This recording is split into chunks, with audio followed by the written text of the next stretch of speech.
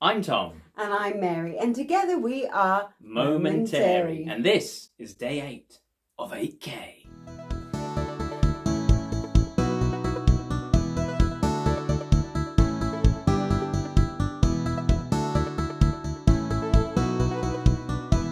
I am in full support of the writers and actors strike.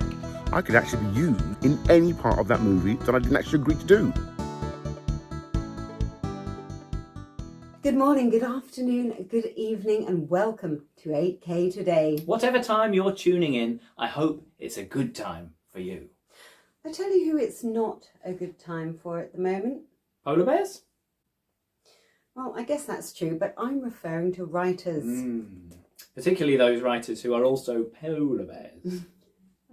But in all seriousness, let's talk about the Writers Guild of America strike, which began on May 2nd and is now in its 128th day. That's right. And am I right in saying this is not just writers, but actors too? That's correct, Tom. The American actors joined the strike on July 14th. So what's it all about then? Is it the same as the UK strikes of the Postal Service as well? To some extent, yes, the writers do want more money, but there's more to it than that. The rise in streaming companies like Netflix has ushered in a new business model. And this is the same of companies like Spotify, isn't Yes, it? they all work on the same principle. The users pay a small subscription fee and then have access to everything. And the actual artists with music on Spotify get virtually nothing, pennies.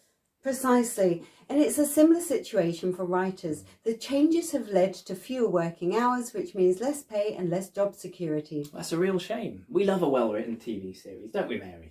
We certainly do, Tom, but there aren't any being made at the moment, at least not in America.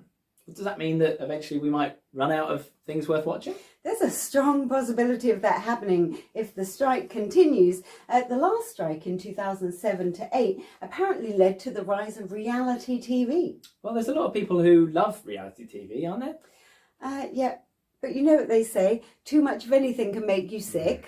How very true, they do say that. Did you know that the longest ever strike was in 1988 and lasted 154 days? That is a long one, but that strike was nothing to do with AI, which of course this one is, right? That's certainly part of it, Tom.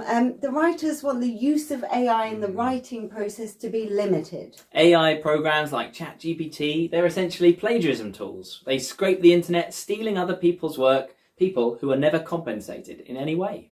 Exactly. And if AI is allowed to take over completely, then every job in the industry will disappear. Writers, actors, wardrobe, makeup, sound, lighting, all of them gone. That would surely have an impact on society. Yeah, exactly. Stand-up comedian, writer and TV personality Stephen K. Amos had something similar to say on the matter. Hi, Stephen K. Amos here. Now, I've just returned from Los Angeles, California, and yes, the strikes are in full effect. Now, we all know that nobody likes to strike, be it employees and employers, but we have to strike for our rights and conditions and our pay, which is seriously under threat with the way that we're all watching television and consuming entertainment in this modern era. Also, with the onset of the AI, it can be very, very damaging. Because I'll give you an example. I recently took part in a movie, and at the end of the movie, I was asked to be digitally photographed, which I said, yes, great. And it's only afterwards I thought, wow, I could actually be used, that image, in any part of that movie that I didn't actually agree to do.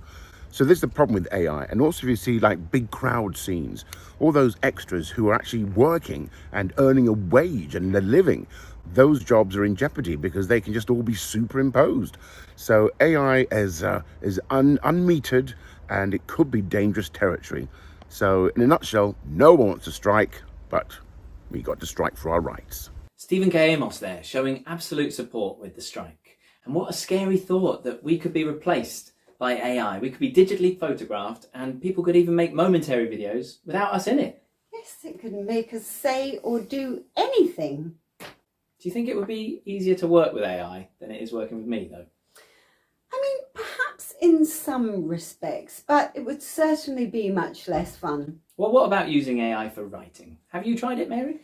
I've certainly experimented with ChatGPT, or Chatty as I call it. I've had some great fun using it. To be honest, I've been a bit disappointed in terms of creative writing. I personally don't think it's any substitute for a human writer. But who knows what AI will be like in 5 years' time? Some think that it's inevitable that studios will get rid of almost all writers, with most of the work instead being done by AI, with the human writer merely checking and editing the work. That paints a grim picture for the future of writers, and if there's no living to be made from writing, then surely this will have a knock-on effect on universities offering writing courses. From what I hear, though, universities are already struggling. Exactly, Tom. Exactly.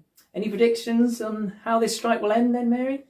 Well, it's hard to say, Tom. It's been reported that the Alliance of Motion Picture and Television Producers has said that they will not negotiate until October at the earliest. And one studio executive has been quoted as saying that the end game is to allow things to drag on until union members start to lose their apartments and houses. Makes them sound like dreadful people. Yeah, true, it does. But this is a common tactic used by those in power as a way to force those under them into submission. Doesn't seem very fair to me, though, and you know how I feel about fairness, Mary. Yeah, something you're very passionate about, Tom. Well, it's fair enough, isn't it? Let's go over to British actor Jack Cross to hear what he has to say about the strike. So I am in full support of the writers and actors strike. I think that the impact that AI is going to have on the industry as a whole is a detrimental one. We've seen so many kind of examples of it popping up that I think are just going to take away all the theatricality of the industry. People train and work so hard to be in the position they're in, to be writers, to be actors, and it's a hard enough industry as it is. So the introduction of AI is going to take jobs away from people, it's going to take creativity away from projects, and I think that people are going to really notice the difference if that comes into place. In terms of the strike itself, it's so easily sorted. The sort of money that we're talking is like 0.0006, that's not a definite figure, but roughly, % of Disney's profits would cover what the actors and writers are asking for. Solidarity for the actors and writers, and I think AI is a bad move. Thanks, Jack. Very surprising to hear that the writers' strike could be resolved so easily. Actually, analysts have speculated that it will more likely be Netflix who force a settlement with the strikers. Netflix? Really? Well, it remains to be seen, but Netflix co-chief executive Ted Sarandos was brought up in a union household. His father joined strike action on more than one occasion. Interesting. Well, let's hope he can resolve this in a good way, for the writers and for the actors. And then they can all just Netflix and chill together happily ever after. What a strange image that conjures up. I wonder what AI would come up with for that one. I wouldn't even dare to type that in as a prompt. Probably sensible. On that note, we'll be back again tomorrow. For who knows what. Or where we'll be.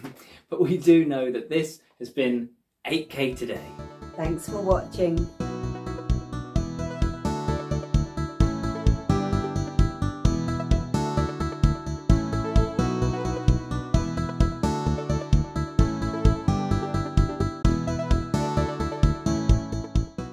Sweaty.